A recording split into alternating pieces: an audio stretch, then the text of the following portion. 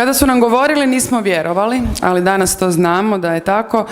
Nove tehnologije najbrži su rastući segment ukupne ekonomije. Digitalni segment raste 7 puta od bilo koje drugog dijela ekonomije i njezin rast kao internet i sve druge tehnologije definitivno je naša sadašnjost, ali i budućnost. Kada bi se u potpunosti provela digitalna strategija u Europskoj uniji, europski BDP bi se povećao za 5%, odnosno za 1500 eura po stanovniku. Samo taj podatak dovoljno govori o važnosti ovog dijela ekonomije. Znajući to, Hanza Media beskompromisno podržava i potiče razvoj naprednih tehnologija i svih rješenja koje olakšavaju život i razvoj naših čitatelja i građana Republike Hrvatske.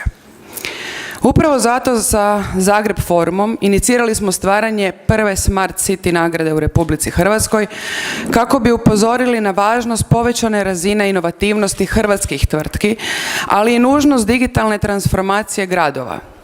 Jer upravo to je preduvjet za rast, razvoj i uspjeh u digitalnoj ekonomiji, ali i nužnost za razvoj jedne države i društva u cjelini. I zato mi je od iznimne važnosti ova nagrada. Po prvi put u Republici Hrvatskoj dodjeljujemo nagradu onim domaćim tvrtkama koje su svojim inovativnim, naprednim tehnološkim rješenjima olakšale život naših građana.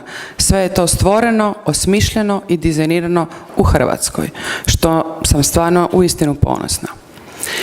Možda su baš takva dostignuća i takvi uspjesi sitni koraci u razvoju našeg društva i možda je baš to poticaj da ne gledamo našu mladost kako izlazi iz naše prekrasne zemlje.